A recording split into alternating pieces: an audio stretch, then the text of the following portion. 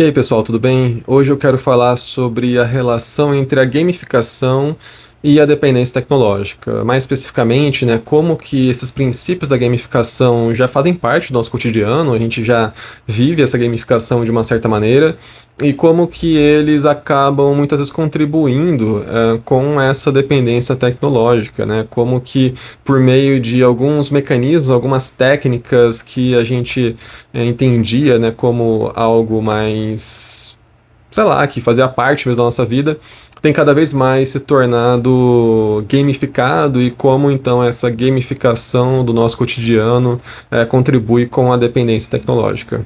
E então nesse vídeo, né, eu estou me baseando muito num capítulo do livro Psicopolítica, do Byung-Chul Han, que o nome do capítulo é justamente gamificação. Eu vou acabar falando sobre também outros, né, capítulos de maneira indireta, não de maneira direta, mas para poder embasar, né, isso que eu vou falar sobre a gamificação aqui e sobre a dependência tecnológica, certo? Então, nesse vídeo aqui, eu vou dividir ele em três partes. A primeira é sobre o capitalismo da emoção. A segunda, então, são os impactos na subjetividade, né, por conta da gamificação. E o terceiro seria essa entre a liberdade e a produção, né? Como a gente pode entender então esse fenômeno nesse meandro entre uma liberdade e esse imperativo do produzir e da produção, certo? Vamos lá então.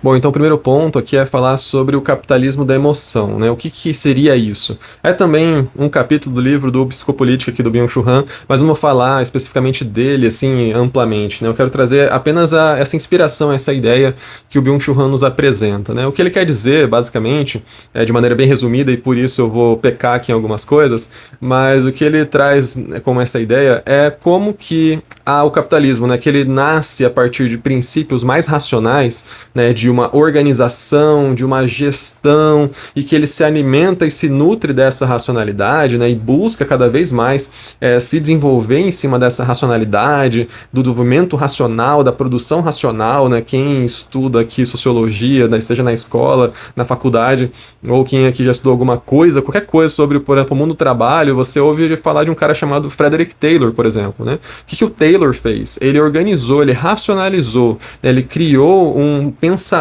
racional para a produção, para a produtividade, lá no começo do século XX, né, final do século, agora eu não lembro, acho que é começo do século XX mesmo, ou final do século XIX, né, desculpe se eu acabar errando aqui, mas ele basicamente vai estar organizando aquela produção industrial que estava pujante, estava nascendo, desenvolvendo, né, e ele cria algo então que vai se desenvolver cada vez mais, né, ele se utiliza de inspirações do método científico positivista para levar isso para a produção industrial, né? E aí vai cada vez mais se desenvolvendo. E aí o Byung-Chul Han ele fala, olha, isso ainda existe, né? Isso ainda é a base de muita coisa, só que ele percebe que talvez isso não seja mais o ponto central da nossa organização social. Ele fala assim, eu acho que, né, eu tô percebendo aqui, eu falo eu acho, né, enquanto uma questão intuitiva, né, do método intuitivo do Byung-Chul Han, de olhar para um outro aspecto que está sendo mais central na nossa sociedade. E está sendo central para o desenvolvimento do capitalismo contemporâneo. E ele fala, é a emoção.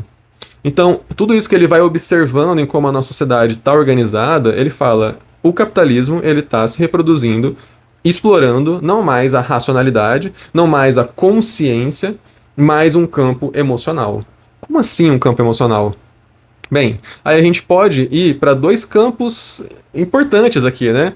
Um, que é o principal, o marketing, né? A publicidade, digamos assim, mais do que o marketing, né? A publicidade, no sentido de como que são utilizados cada vez mais essas estratégias de publicidade para nos convencer, sem necessariamente necessitar de uma racionalidade em cima disso. Basta um discurso bem feito, basta, né, uma arte muito bem organizada, uma direção de arte muito que saiba ali mexer com a nossa sensibilidade para que a gente vá se conduzindo para um lado ou para o outro para achar algo melhor, algo pior, né? Aquela coisa que vocês veem a disputa das pessoas que defendem as marcas, né? Eu defendo a marca A porque aquele produto da marca A é muito melhor que o produto da marca B. Porque a pessoa defende é extremamente racional você defender um produto em detrimento do outro, sendo que um produto ele é um objeto que ele cumpre uma função, né? Então, se ele está cumprindo a função, beleza, não precisa defender ou se identificar com a marca, né? Você cria uma identificação, né, com aquela marca. Por que isso acontece? Porque existe todo esse desenvolvimento de algo que é do nível e desse campo emocional, em que você vai desenvolvendo uma relação emocional com as coisas, né, com os produtos, com os bens, com as marcas, enfim, seja lá o que estiver, né, sendo de objeto, de interesse de quem está se utilizando disso. Isso é um lado. O segundo lado, né, é sobre como nós, então, que somos sujeitos aqui desse período, né, contemporâneo do século XXI, buscamos cada vez mais aspectos da sensação. Né? Então você busca viajar não para conhecer, para explorar, para isso, para aquilo. Você busca uma experiência, você busca uma sensação. Por exemplo, né? Você, né, se relaciona com as pessoas por meio de como você se sente. Ah, então não vou conversar com fulano, porque se eu conversar com fulano eu vou me sentir mal. Se eu fizer aquilo, eu vou me sentir mal. E eu busco apenas aquilo que vai evitar sentimentos que são ruins, né, ou sentimentos negativos, para que eu apenas sinta coisas que sejam boas, né, ou positivas aqui entre muitas aspas. E eu vou evitando aquilo que eu acho negativo ou ruim. Bem, isso é uma novidade da sociedade, né? Isso é uma novidade do nosso mundo. As pessoas não tinham essa possibilidade de eu ignorar. Então, se eu tô numa festa de família há 50 anos atrás, e a minha família, por algum motivo, vamos supor, né? Não gosta da minha família, né? Porque minha família pensa diferente de mim, age diferente de mim, não sei o quê. Eu não tinha como me isolar no celular, né? Eu ficaria isolado da sociedade no meu quarto, né? Na internet. Eu não tinha essa possibilidade, né? Eu tinha aquilo, era a comunidade. Eu não ficava migrando, mudando de cidade, de país, porque isso era coisa para quem era rico, né? Para muito rico, assim. Se hoje uma classe média consegue, ou até uma classe baixa consegue fazer isso, antigamente não tinha isso, não tinha essa possibilidade de você evitar esses sentimentos que são negativos ou ruins. Né? Você apenas fazia isso. Hoje a gente busca cada vez mais evitar aquilo que nos causa incômodo. E o capitalismo percebeu isso muito bem.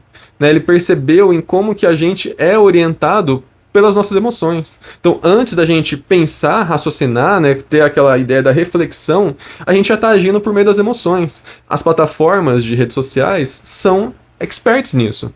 Ela sabe se você vai ficar mais tempo na plataforma vendo coisas que te fazem rir, ou te fazem chorar, ou te fazem ficar com raiva, ou algo ali. Ela vai utilizando dessas emoções de uma maneira que funciona.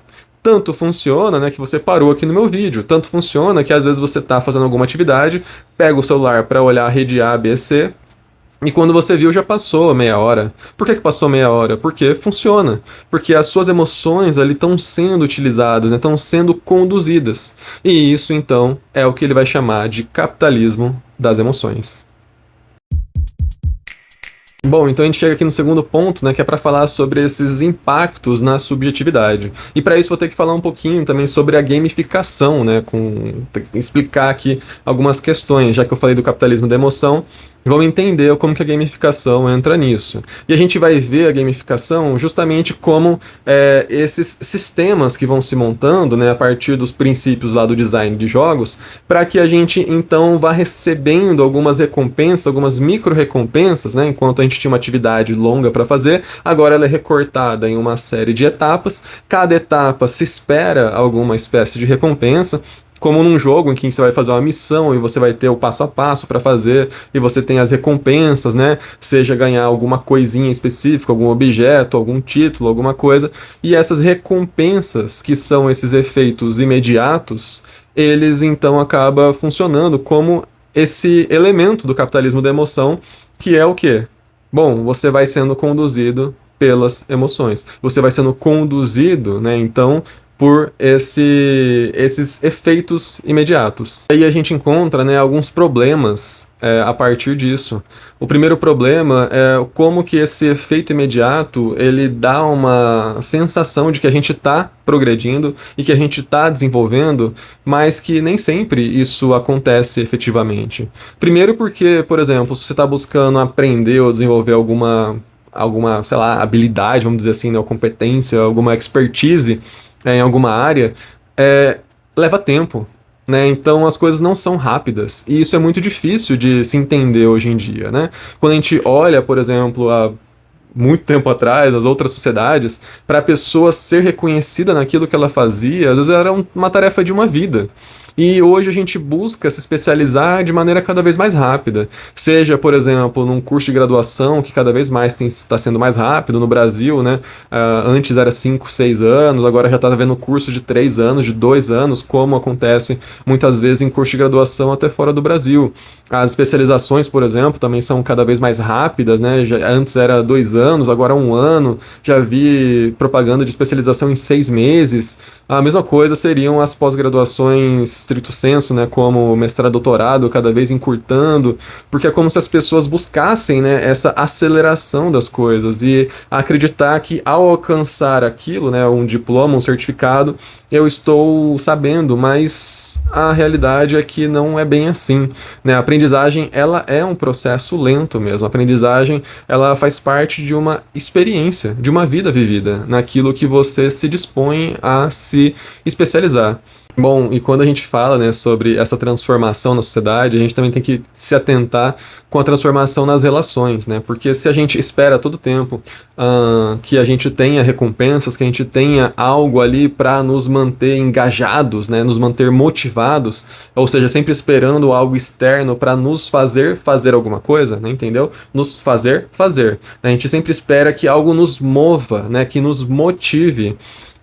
Sendo que, para que eu quero ser motivado para me especializar em alguma coisa que talvez eu não goste, ou não queira, ou não tenha interesse, né? Como que eu observo a minha vida, como eu olho para a minha vida? Será que a minha vida, ela, né, para que eu estou vivendo a minha vida, né? É para me especializar em alguma coisa, é para fazer aquilo, né? Qual é o meu interesse de fato de olhar para a minha vida enquanto uma experiência, né? Enquanto algo de fato a ser vivido, né? Enquanto o que a gente pode chamar aqui, como diz o filósofo Michel Foucault, né? Como uma obra de arte, né? Como viver a vida, olhar para a vida enquanto uma obra de arte e não enquanto uma série de coisas que eu preciso conquistar, né? Como títulos ou como recompensas. E ao mesmo tempo, né, quando a gente espera essas recompensas, a gente acaba esperando isso das relações que a gente vive, né? Relações de amizade, relações familiares, relações amorosas, todos os tipos de relação, acaba sempre esperando ali alguma recompensa. E o quanto que essas recompensas, elas são muito frágeis, né? Porque muitas vezes elas não são genuínas, elas não são aquilo que de fato, né, sei lá, dá uma sensação de saciedade.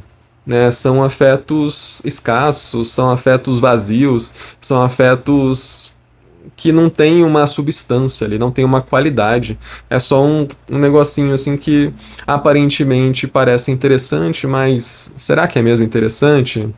E aí, né, que a gente acaba vendo uma onda de ansiedade, uma onda de sentimentos de solidão e de angústia, porque qual é o nível, a capacidade de se sentir, né, contente com o que vive, qual a capacidade de se sentir satisfeito com o que se vive, se você sempre está faltando algo, sempre falta recompensas, sempre precisa buscar, correr atrás, necessita disso, daquilo, e é como se a vida não simplesmente fosse suficiente por si só.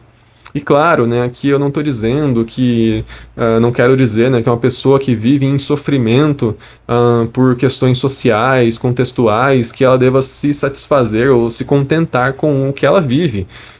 Mas, bem, olhando para pessoas que supostamente teriam essa condição social, contextual, material de se sentir satisfeitas, muitas delas não estão. A gente observa a quantidade de pessoas com transtorno de ansiedade e depressão e o que ocasiona isso? né? São sentimentos de que a vida não tem sido suficiente por ela mesma. Sempre falta coisas que as pessoas não sabem muito bem. Sempre os afetos não estão satisfazendo aquilo que ela espera, as expectativas dela. E aquilo que ela conquista muitas vezes também não a satisfaz. E aí, né, que a gente precisa passar para o nosso terceiro ponto. E para falar, né, sobre a liberdade e a produção, né, entre a liberdade e a produção, né, esse nosso último ponto aqui, é para refletir de fato, né, sobre como a dependência tecnológica muitas vezes se desenvolve na vida das pessoas, como ela vai se apresentando, né, e ganhando forma. Porque a gente tem uma ilusão de que estamos controlando a nossa vida, de que a gente tem o máximo de controle sobre a nossa vida, né? Porque já que a gente faz muitas das nossas escolhas, porque somos livres para escolher o que fazer, diferente do provavelmente seus avós, né? Diferente das outras gerações, então por que, né? Que já que eu tenho a possibilidade de escolher, eu não me sinto assim, né? E por que mesmo tendo a possibilidade de escolher, eu acabo desenvolvendo uma dependência? E a ideia é essa, né? Que, bem, as nossas escolhas, elas sempre são condicionadas. E quanto menos a gente entende quais condições estão impostas, mais a gente acaba se decepcionando, ou se frustrando, ou se perdendo nessas escolhas, né? Porque se eu acredito que todas as escolhas que eu faço são totalmente livres, eu estou ignorando esse contexto em que eu vivo, o contexto material, né, que eu estou vivendo em 2025, estou aqui na cidade onde eu vivo, em Goiânia, estou no Brasil, etc, e tantas outras coisas, assim como também estou vivendo um determinado, enfim, uma série de especificidades, né, e que isso me permite fazer uma série de coisas. Só que elas são condicionadas. Assim como quando eu entro no YouTube ou quando eu entro no Instagram, é apresentado para mim não há uma liberdade, é apresentado uma série de coisas bem especificadas para mim. A mesma coisa e que é diferente do que é para você, que é diferente de outras pessoas, e assim também acaba acontecendo muitas das nossas escolhas na nossa vida.